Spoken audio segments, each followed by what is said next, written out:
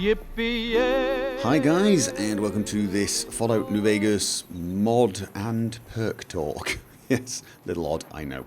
The first thing I want to talk about is the Sweet Revenge. Now, the Sweet Revenge is a pistol that you get in the New Vegas bounties, the first one. It is a very, very strong pistol. It is a 44. Let's have a look. 90, well, I mean, with the perks I've got, 92 damage. Now, I do have the Cowboy perk and very high skill, but as you can see, this is a massively powerful gun. And I do like it. There is one problem I'm having with it. I don't use it very often because it's actually quite hard to shoot things close up. And the reason is the iron sights. I find it very, very, very, very clunky indeed. And I couldn't figure out why until I was checking it and comparing it to this pistol. And I think you can immediately see now that when I zoom with this, it's kind of instant. I look and I only zoom in a tiny bit. There's a small delay before it's completely zoomed in, and it doesn't zoom in much. Now, if you use rifles, they zoom in quite a lot, and that seems reasonable to me. This is a mid-range to long-range weapon. You're zooming in, down the barrel, but when you use a pistol, it's not very much at all. Same is true of the shotgun, actually. Shotgun. A little bit more than the pistol, maybe. Oh, no, about the same as the pistol, actually. So this is a short-range weapon. This, however, seems to resemble a rifle more than anything else. And it means there's... If you look how long it takes for it to finish zooming, it takes quite some time to get a shot off. You know, you sort of point at something. How about I aim my gun at you for a while, see how you like it? Oh, shut up. And I don't like that. And so I decided to mod it away. And so all I've really done is change the field of view zoom to be more like the other pistols and shotguns. So as you can see now, you very, very quickly aim my gun at you for a while, see how you like it. Aim down the barrel. So there's not that horrible delay, and you don't zoom in, which is annoying anyway, because it's a close range weapon. It's a pistol. You know, maybe you'd shoot someone over there, but you're not going to be shooting people, you know, over those buildings and things. So why on earth do you need to zoom in that far? I have got to try and figure out why on earth those textures do that. That's probably the NMC texture pack, which is a shame. But that's it. So that's the mod talk. I have basically made my own mod to make Sweet Revenge more like a pistol, and I think that's going to mean I use it more often when playing, which is the idea. Right, and then there is the subject of perks, specifically Rad Absorption. Now, I took Rad Absorption as my last perk, level 28 perk, thinking it was quite powerful and useful. It turns out it's utterly useless. It really is. It would take me 7 days. I'd have to stand here for 7 days for it to fix my radiation. As you can imagine, seeing as it only takes me about 5 minutes to run from here to Novak, that is not something I'm ever going to do. So this perk does pretty much nothing. And I didn't really think it through when I took this perk. Now, I played around with the perk itself, modded it a little bit to speed it up, and got it to a point where it was actually useful.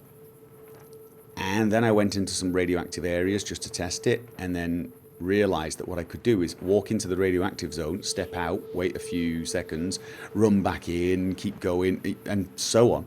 I actually made the radioactive area trivial. I don't have to find Radway anymore. I can pretty much go... I could do Vault 34 now without even caring. I just run down, pick a load of stuff up, take it back to the surface, come up, wait for 1 hour, run back down. It trivialized radioactive areas, so I didn't like that either. So it was a choice between keep the perk overpowered and basically remove all the fun of radioactivity. I say fun, but all the challenge.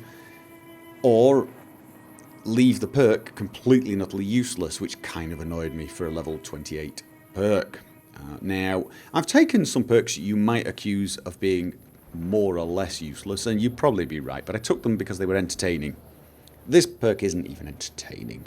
So I've decided to change it, to swap it out and take something else. Now, one of the perks I was looking at was the Mad Bomber, because it would give me extra bombs, which would be kind of cool. But what I wanted to do was take a perk that was radiation based, so that it didn't feel too different. So the reasoning there was, you know, Jack has spent so much time in radiation, so suddenly he's got some perk to do with radiation. So I looked at a few of the perks, and it's one I looked at but then dismissed, that I decided to take was Atomic. Basically what the Atomic perk does is it makes you 25% faster and stronger when you are in radiation. So if I enter a radioactive zone, I can actually move a little faster, which is kind of cool. It's not totally overpowered, 25% faster, but it's a kind of nice little tweak. It means I'm better at dealing with radioactive zones because I can get through them quickly.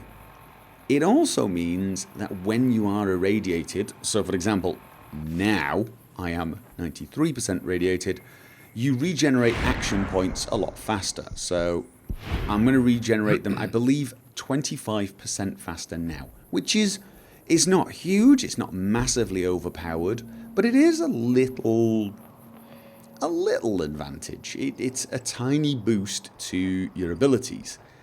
As you lose radiation, if I drop down to say 20%, I would get a slight bonus. I think it's like 5% to the regeneration of action points, but you know, barely noticeable. And so what that means is when I am irradiated, obviously I'm still suffering an awful lot of these. Where have we got? Deadly. I'm suffering -2 strength, -3 endurance, -2 agility, but I'm actually regenerating my action points slightly faster, which kind of makes up for it. And I thought this is a kind of useful one. It makes radioactive areas a little less of a problem. I mean, it gives you a slight bonus when doing things when you're radioactive. See, there you go, Atomic perk, energized by radiation. And if I look now, I've got Atomic Strength +2, which kind of makes up for the -2 of the deadly rad poisoning. So, because I'm in the radiation still, even though I've got radiation poisoning, I'm now not weak, so I won't have that problem where I get radiation poisoning and suddenly can't move because I'm overburdened. So that's kind of useful. That is kind of useful. I move slightly faster, and so on. And as I said, once I'm out of the radiation, I get slightly faster action points.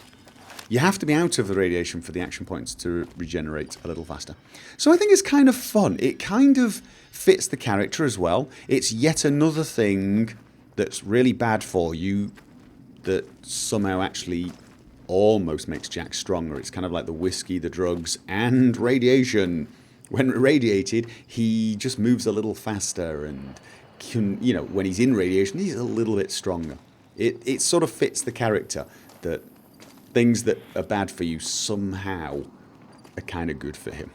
But without it being very overpowered. So I like that one. So that's what I'm doing. I'm swapping that.